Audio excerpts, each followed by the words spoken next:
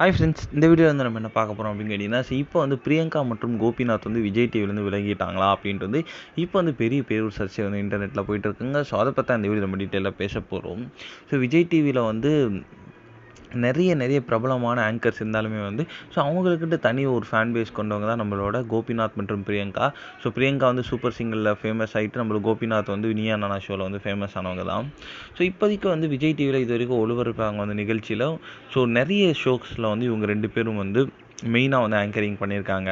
So இப்போ வந்து லேட்டஸ்ட்டாக ஒரு நியூஸ் வந்து இன்டர்நெட்டில் வந்து பரவிட்டு இருக்குங்க. ஸோ அதன்படி பார்த்தா வந்து பிரியங்கா மற்றும் கோபிநாத் வந்து விஜய் டிவிலேருந்து விலகிட்டாங்க அப்படின்ற ஒரு நியூஸ் வந்து பரவிட்டு இருந்திருக்கு. ஸோ அதற்கு வந்து இப்போ வந்து ஸோ ஒரு பிரபலமான ஆர்ஜே ஒருத்தர், அவரும் விஜய் டிவியில் வந்து ரொம்ப வருஷமாக வேலை செஞ்சுட்டு அவர் வந்து இப்போ லேட்டஸ்ட்டாக இன்டர்வியூவில் அவர்கிட்ட கேட்கப்பட்ட கேள்விக்கு ஒரு பதில் சொல்லியிருக்காரு. ஸோ பிரியங்கா வந்து நம்ம விஜய் டிவியை விட்டு போகல, அவங்களுக்கு இப்போ தான் மேரேஜ் ஆயிருக்கு, அவங்க வந்து ஹனிமூன் போயிருக்காங்க. ஸோ ஹனிமூன் முடித்த கையோட வந்து விஜய் டிவிக்கு திரும்பிடுவாங்க அப்படின்ட்டு சொல்லியிருக்காங்க.